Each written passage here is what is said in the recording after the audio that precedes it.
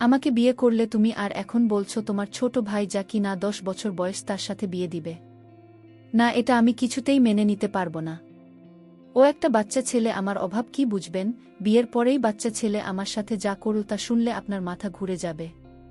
Hello বন্ধুরা, কেমন আছো তোমরা সবাই? আমি তোমাদের সবার প্রিয় প্রিয়া আপু, তোমাদের জন্য নিয়ে এলাম একটা নতুন গল্প। আজকের গল্পটা শুনলে তোমাদের 100% হাত নাড়াতে হবে। প্রতিদিন নিয়মিত ঘোপাগপির গল্প পাওয়ার জন্য আর আমার সাথে কথা বলতে চাইলে আমার চ্যানেলটি সাবস্ক্রাইব করে নোটিফিকেশন বেলটি অল করে রাখুন। তো গল্পটি শুরু করা যাক। তখন আমার বয়স ছিল 25। সেবার বসন্ত তখনও আসেনি। আমি যে চাকরিটা তখন করতাম সেটা মাত্র 2.5 বছর আগেই পেয়েছি। আমি বাড়ির বড় ছেলে। বড় বোনের বিয়ে হয়েছিল। বাড়িটা ইন্টার ফার্স্ট ইয়ারে পড়ত। আমার আরও একটা ছোট ভাই আছে, তার নাম আসিফ। আসিফ ক্লাস 9-এ পড়ে। আমার চাকরির প্রথম বেতনের টাকাটা দিয়ে পরিবারের সবাইকে কিছু না কিছু কিনে দিয়েছিলাম। মায়ের জন্য শাড়ি, বাবার জন্য পাঞ্জাবি, ছোট ভাইটার জন্য শার্ট আর প্যান্ট। ঘরের জন্য একটা ফোনও কিনেছিলাম। আর আপনার জন্য একটা ভালো দেখে কাপড় কিনে পাঠিয়েছিলাম।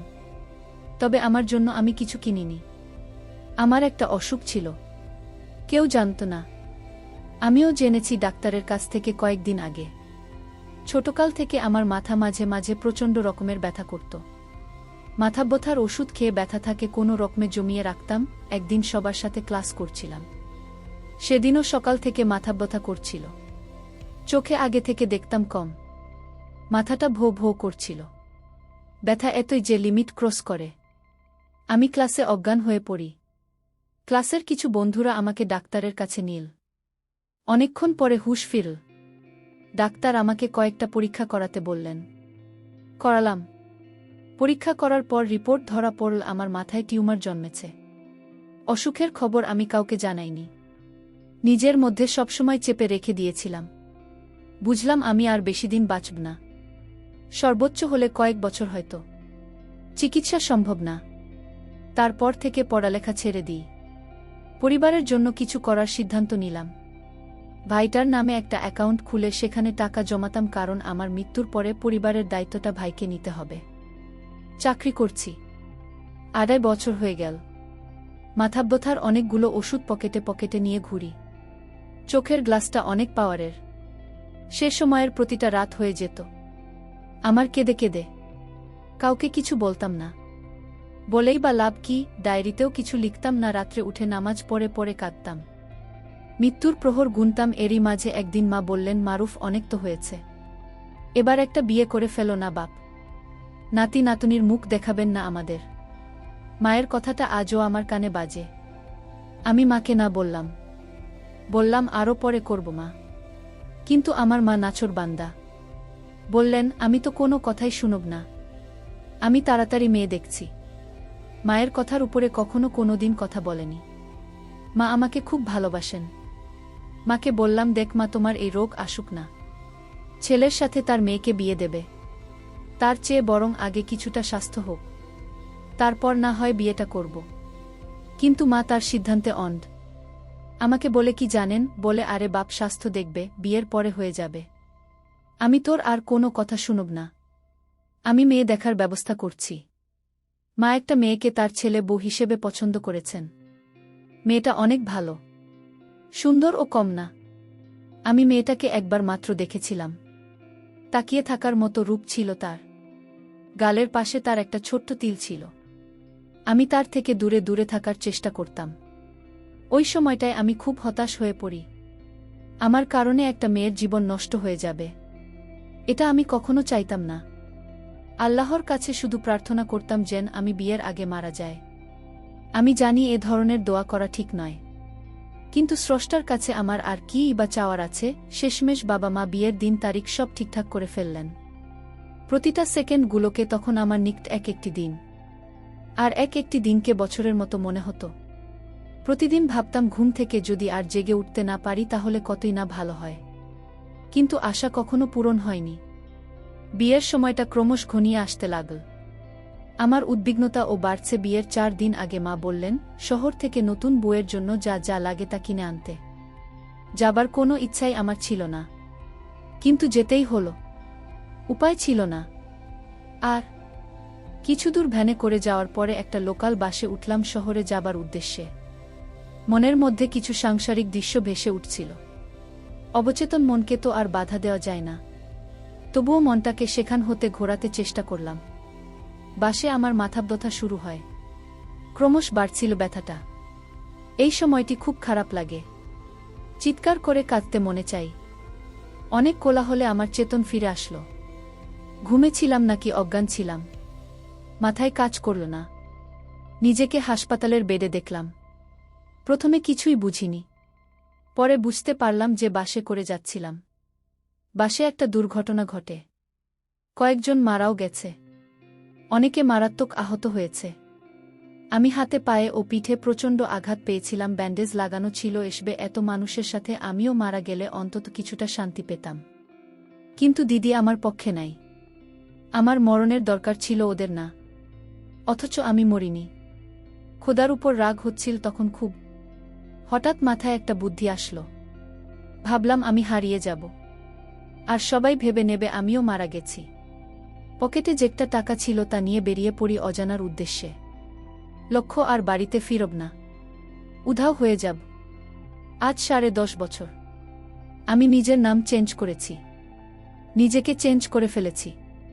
কেউ এখন আমাকে চেনে না, এমনকি মাও না। গ্রামে গিয়েছিলাম কিছুদিন আগে, সত্যিই কেউ চিনেনি। বাবা মারা গেছেন, মা এখনো জীবিত আছেন, একেবারে বৃদ্ধ হয়ে গেছেন। বাড়িটা একটা সরকারি চাকরি করে, বিয়েও করেছে। 5.5 বছরে একটা ফুটফুটে মেয়ে আছে তার। কোলে নিয়েছিলাম, আমার মুখের দিকে তাকিয়েছিল, কিছু বলতে চেয়েও বলেনি। বেশিক্ষণ খুলে রাখেনি, চলে এসেছি। অনিমার খোঁজ নিয়েছিলাম। আপনাদেরকে বলিনি যার সাথে আমার বিয়ে হওয়ার কথা ছিল, ওই মেয়েটার নাম ছিল অনিমা। তারপরও আমি মায়ের হাত থেকে বাঁচতে পারিনি। মা আমাকে বিয়ে দিয়ে দিল অনিমার সাথে, কিন্তু আমি তো জানি আমি বেশি দিন বাঁচব না। কিন্তু অনিমা ও এই বিষয়টা জানত না। আমি অনিমাকে একদিন বললাম, শোনো অনিমা, আমি তোমাকে আজ একটা সত্যি কথা বলবো, তুমি কাউকে বলবে না তো? আমাকে ওয়াদা দাও। অনিমা বল, যে কি এমন কথা যে কাউকে বলতে পারব না? কি এমন কথা বলো? বন্ধুরা, ভিডিওর মাঝখানে একটা কথা বলতে চাই। আমি তোমাদের সর্বদা হাসি খুশি রাখার জন্য খুব কষ্ট করে ভিডিও বানাই, তাই তোমাদের কাছে অনুরোধ থাকবে অবশ্যই ভিডিওটি দেখে একটি লাইক করবেন এবং আমাদের চ্যানেলটি সাবস্ক্রাইব করে পাশে থাকবেন। তারপর আমি অনিমাকে আবারও অনুরোধ করে বললাম, অনিমা, আমি তোমাকে যে কথাটা বলবো সেটা কাউকে বলবে না, আমার সাথে ওয়াদা করো। সে বলল, আরে ঠিক আছে, বলবো না। বল কি কথা? আমি বললাম, শোনো তাহলে, আমি তোমাকে বিয়ে করতে চাইছিলাম না। আমার মায়ের স্বপ্ন ছিল আমি তোমাকে বিয়ে করি, আর তাই মাকে খুশি করার জন্য আমি তোমাকে বিয়ে করেছি। আসলে আমিও তোমাকে মন থেকে ভালোবাসি, কিন্তু আমি আর বেশি দিন বাঁচব না, বেশি হলে 1.5 মাস। এই কথা শোনার পর আমার মাথায় যেন আকাশ ভেঙে পড়ল। কেন, তোমার কি হয়েছে? তুমি বাঁচবে না? সে বলল, শোনো, আমার মাথায় মাঝে মধ্যে খুব যন্ত্রণা করত। মাঝে মধ্যে এমন তীব্র যন্ত্রণা হতো যে বেহুশ হয়ে যেতাম। একদিন ডাক্তারের কাছে গেলে অনেকগুলো পরীক্ষা নিরীক্ষা করার জন্য রিপোর্ট করতে দেওয়া, আর রিপোর্টগুলো যাচাই করে ডাক্তার বলেছে আমার ব্রেন ক্যান্সার হয়েছে, তাই আর বেশি দিন বাঁচবে না। আমার অনিমা এই কথাটা কোনোভাবেই মেনে নিতে পারছিল না। অনিমা বলল, তুমি মরে গেলে আমি কি নিয়ে বাঁচব? অনিমা কাঁদতে কাঁদতে বলল, হে আল্লাহ, তুমি আমায় কোনো পরিস্থিতির শিকার ফেলে। তখন আমি নইমাকে বললাম, অনিমা, আমার তোমার প্রতি একটা আবদার আছে, রাখবে? যদি রাখ তাহলে বলতে পারি। অনিমা, তুমি আমায় ক্ষমা করে দিও, আমি মরার আগে তোমাকেই বাড়িতে রেখে যাওয়ার ব্যবস্থা করে যাব। অনিমা বল, মানে? তখন আমি বললাম, আমার আদরের একটা ছোট্ট ভাই আছে, তার বয়স 10 বছর।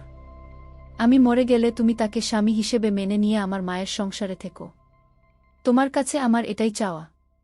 তখন অনিমা আমাকে ধমক দিয়ে বল, কি, একটা বাচ্চা ছেলের সাথে আমার আবার বিয়ে দেবে? এটা আমি কোনোদিন মেনে নিতে পারব না। সে আমার অভাব কি বুঝবে? সে তো আমার সন্তানের মতো। তখন আমি বললাম, শোনো মা, আমার ছোট্ট ভাইটা খুব ভালো, ওকে বিয়ে করলে তুমি অনেক ভালো থাকবে, তোমার সুখ দুঃখ ভাগ করে নেবে। অনিমা, আমি তোমার কাছে ভিক্ষা চাই, তুমি আমার এই কথাটা রাখো, এতে আমার মনেও আত্মা শান্তি পাবে। তখন অনিমা রাজি হল।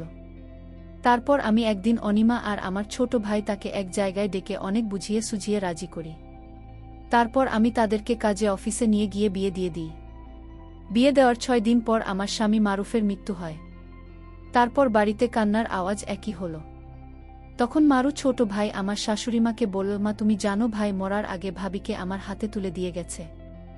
বলেছে আমি যেন ভাবির সব খোঁজ রাখি, কোনোদিন তাকে যেন কষ্ট না দিই। তারপর কিছুদিন এভাবে কেটে গেল।